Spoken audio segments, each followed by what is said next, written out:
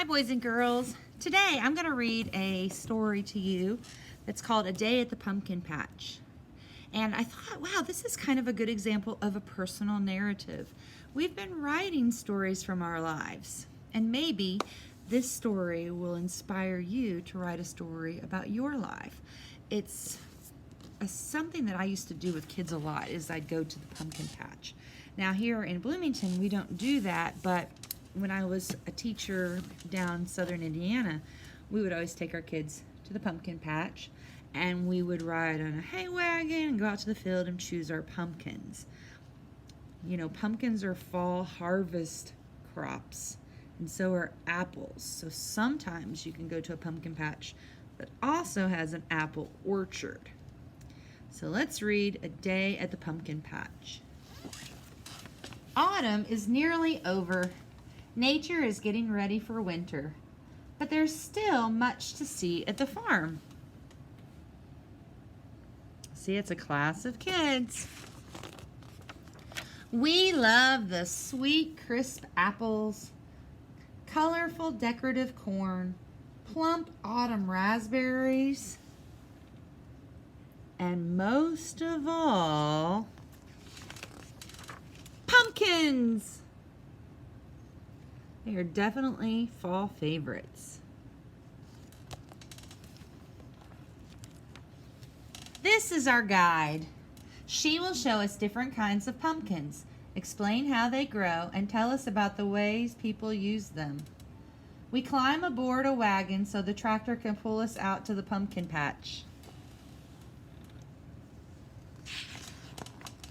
Small pie pumpkins are the first to ripen and be harvested.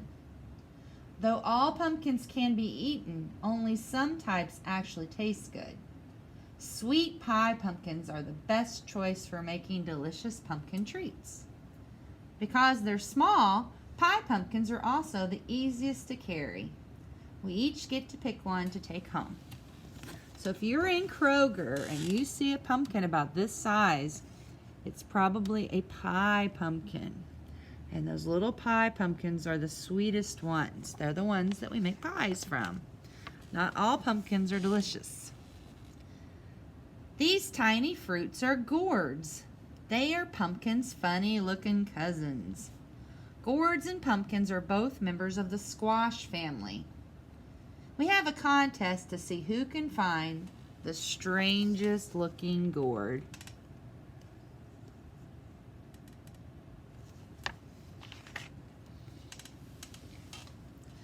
Next, we visit the patch that has the pumpkins we know best, the ones that will become jack-o'-lanterns. Much bigger than pie pumpkins, these pumpkins are too heavy for us to lift by ourselves. It's hard to believe they grew from tiny pumpkin seeds. So see, those are the bigger jack-o'-lantern size pumpkins. A little harder for kids to carry out of the pumpkin patch. We gather around to learn more about pumpkins. Fruit can grow in 4 different ways. All right, I hear some things that we need to listen. How can fruit grow? It can grow on a tree, like an apple, on a bush, like a gooseberry, on a cane, like a raspberry. They're like sticks that come out of the ground with leaves on them. Or a vine, like a pumpkin. Pumpkins grow on vines. The large leaves stand on tall stalks and reach toward the sun. Once a pumpkin is ripe, the leaves turn brown and shrivel up. A stem, or peduncle, connects a pumpkin to the vine. Water and nutrients from the earth and sun travel along the vine and enter the pumpkin through the stem. This gives the pumpkin the energy it needs to grow. Hey, I heard a new word to add to my vocabulary. The stem or peduncle. So if you have a pumpkin and you're looking at its stem is called the peduncle. So say that with me. Peduncle. Now make sure you point to your parents and say, you know, a pumpkin stem is called a peduncle. And you're adding that to your vocabulary. I bet your parents don't know that word. The thin curlicues attached to the stem are called tendrils.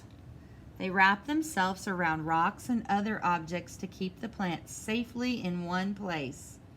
On the bottom of the pumpkin is a circle. It's called the blossom end. Before there was a pumpkin, there was a flower. When the flower was pollinated and the pumpkin began to grow, the flower dried up and fell off.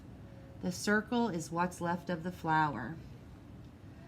The pumpkin's shiny orange skin is called the rind. It protects the pumpkin from disease and insects. Inside the rind is an orange pulp, the tasty part used in baking and cooking. The lines that run up and down on the pumpkin are called ribs. Depending on the pumpkin, there can be many ribs or just a few. So here we have the tendrils, and then when you look at the bottom of your pumpkin, see the stems up here, this is the blossom end. It's where the flower dries up and falls off. The skin is called the rind, and these lines are called ribs. If you feel right here on your body, you might feel your ribs. Kind of feels like that when you look at a pumpkin or feel a pumpkin.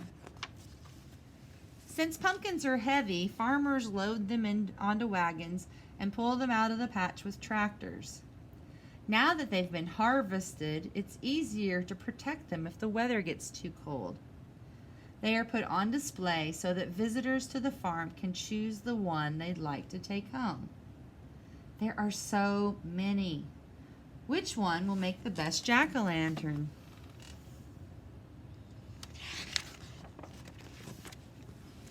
The biggest pumpkin of all is the Dill's Atlantic Giant.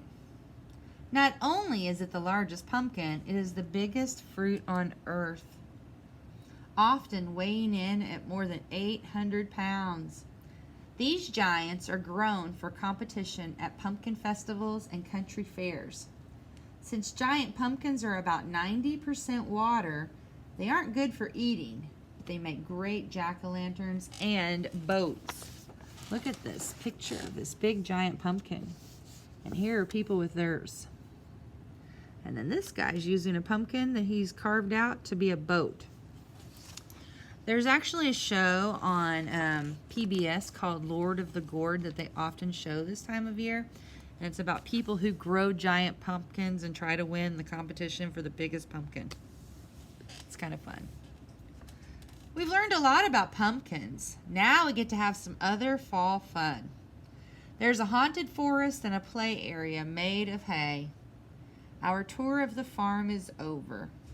We can't wait to get home and carve our pumpkins.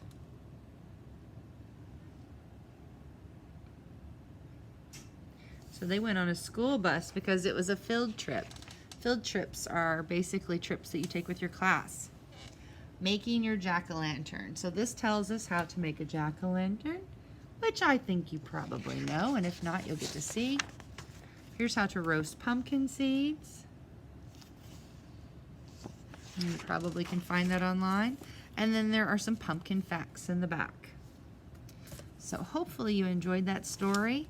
That's an example of a narrative, a story about someone's life. So this is the story of kids telling about when their class went to the pumpkin patch. And you could write about when your family went if you went. I hope you have a good day, and I'll talk to you soon.